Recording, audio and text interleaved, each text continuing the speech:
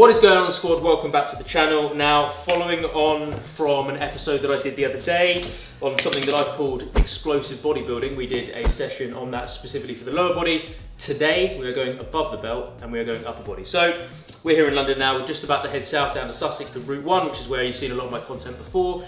And we are going to do an explosive bodybuilding session for the upper body specifically, as well as introducing some power and explosive movements in your bodybuilding program that will keep you functional, keep you athletic. I genuinely believe, and over the course of the session I shall explain to you why, some of these movements are actually going to give you a better physique than some of the more conventional bodybuilding stuff. So, got my aminos, got my creatine, got my funny special mushrooms. Get these down the hatch, and then let's get in the car. And we are here after an agonisingly flipping slow drive. Finally got here after about 90 minutes, a couple of minutes on the bike just then, a few mobility bits, a few drills, then cracking on with the gun show. Let's go.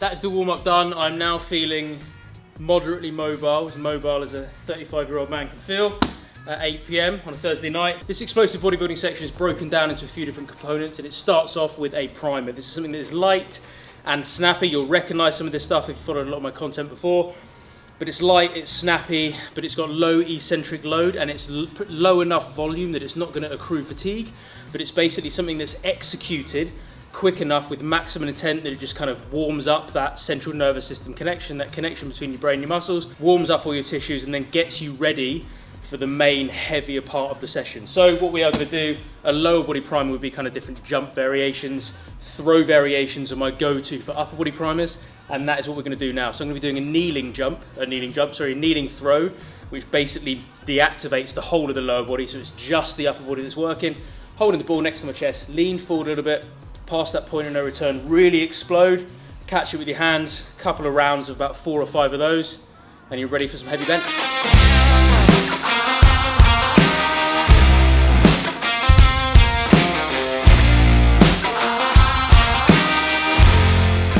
Primer done, I'm feeling warm, I'm feeling mobile and primed for the heavy part of the lifting session. For those of you that are going to gob off that takes too much time, after your warm-up, basically bridging the gap between the warm-up and the main part of the session, a primer probably takes a total of about 3 minutes, so it takes no flipping time at all. So on to the heavy part. What I'm going to do now is a push-pull superset. We are going to be doing some heavy bench, we're going to be doing some banded bench, and the reason for that is, again, this is explosive bodybuilding, and I want to walk you through in a second why I believe that that is genuinely going to give you A, a stronger bench generally, going with your natural strength curve, and B, it's going to give you a better physique than just doing conventional barbell work.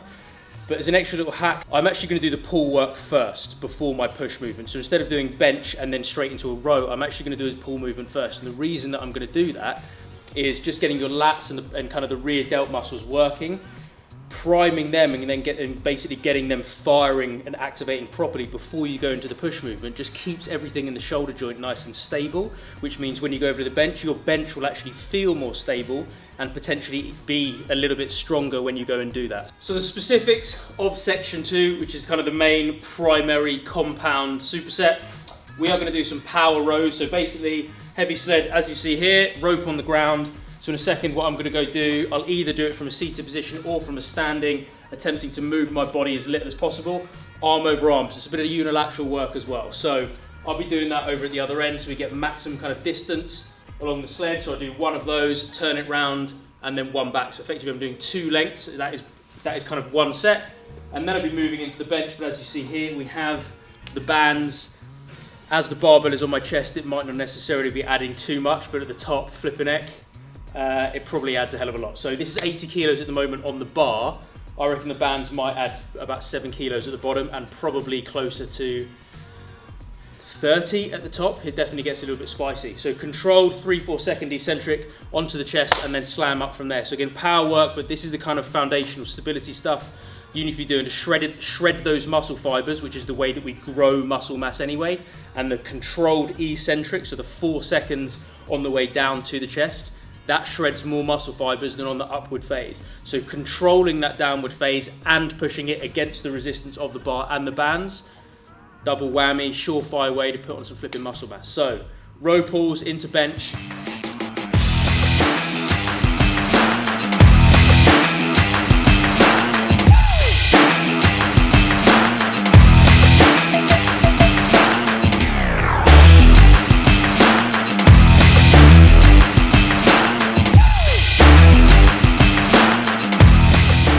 So for the rope, the first 2 sets were good. The third set definitely felt a bit spicier actually. Like it was, I think the length of the turf is just enough that you're accruing a little bit of fatigue and then it gets to you and then you get a little bit of a break. When you turn the sled round, take the rope down the other side before you go again. That third one was spicy. 4 reps on this, which might not necessarily sound like a lot. And then the conventional kind of bodybuilding rep range.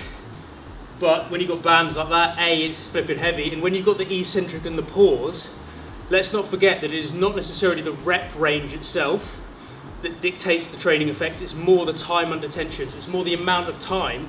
So you get 4 reps done in 4 seconds, or you can get 4 reps done in 30 seconds. So the time under tension, the amount of time that you're holding the bar and moving through full range of motion, that is going to dictate whether or not you get a muscle building effect more than just the reps itself. Because the eccentric was super slow, and we had a pause, you're definitely getting a flipping pump on that. So that's done. A few minutes now while we move this stuff away. And that was obviously a horizontal push-pull superset. Now we're going to balance that out with doing a vertical one in a couple of minutes after I put my lungs back in and get some amino acids in me. And on to section 3. This is another push-pull superset. So we're going to start off with a pull movement as per my shoulder health kind of spiel earlier. I'm just going to do some absolute classic barbell bent over rows. I'm going to do a heavy 12, but just focusing on that maximum intent, snapping on the way up, controlling the eccentric a little bit. It's not, you know, a strict 4 seconds. We're really focusing on A, an explosive pull with the bar up towards kind of the second to bottom rib, and B, a nice controlled eccentric that might be like 2.5, 3 seconds. So basically that it's just not being dropped. And then we're going to move on to some shoulder press, and we're actually going to do some cluster training. For those of you that aren't familiar with that, it's basically one set that's chopped up into a couple of little sections or clusters, hence the name. So we're going to do 4 strict reps, rack the bar, but the thing with clusters is the maximum amount of time you get to rest between the clusters is absolute max, kind of 12 to 15 seconds. So it's just enough that you can step back, take 1 or 2 big deep breaths, shake your arms off and go in again. So I'm going to do 4, I'm then going to do 3, I'm then going to do 3 again. And it's just a way, so that's 10 total reps, it's just a way of getting 10 reps in at a weight selection that you might only be able to do about 7 or 8 if you're doing it strict. So 10 to 12 of these, 4, 3, 3 on clusters for that, 3 rounds through, very little break. Let's get pumping.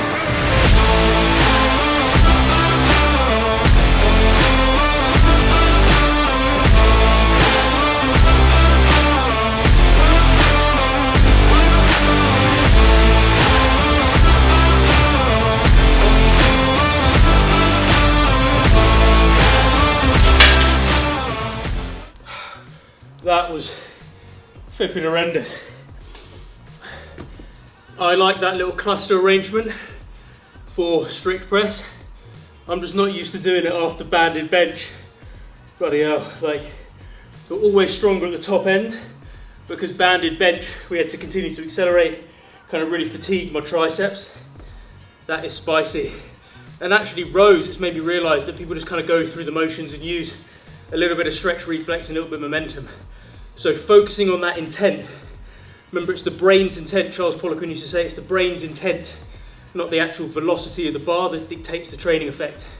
So even if you're really pulling hard and as fast as you can, and you don't feel as if the bar's actually moving any faster, it doesn't matter, you are getting that training effect. We're shredding muscle fibers more, working the central nervous system more. It's where traditional bodybuilding meets those explosive elements and are executed. It's like the same things are just executed very slightly differently with a couple of nuances on the approach. That is the way that you build flipping sick physique, man. Again, look at like sprinters and American football players. This is the kind of thing they do. They do traditional bodybuilding stuff, but they do it in an explosive way, working on that power, working on that aestheticism.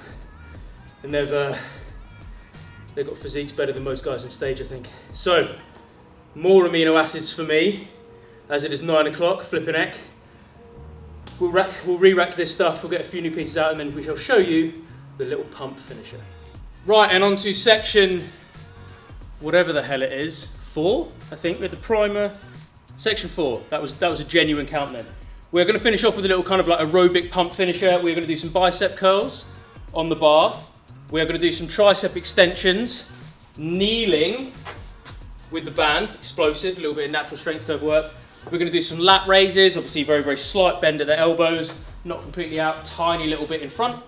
And then what we're going to do, we're going to finish off with a little bit of full range core work, and we're going to do some sit-ups on the GHD, so some GHD kind of sit-up crunches there. And effectively, I was going to do this as a little bit of a circuit, but one of the things that I did when I was at Joe DeFranco's gym in the States years ago, a while back now when the world was still fucking in black and white, is basically we had a high number of reps that we just had to pump through and get done on each exercise before we went. So what I'm going to do is I'm going to do that at 40. So I'm going to do 40 bicep curls as basically a buy-in to the tricep extensions, 40 of those, 40 lat raises, 40 GHD sit-ups, and effectively I can break it up however I want, but it is getting it done as quick as possible. This is going to suck, but now that I've said it, I'm not going to do a redo. I'm holding myself accountable. Final little chunk of amino acids, and then we'll get it done. Yeah. Oh, you got the last one.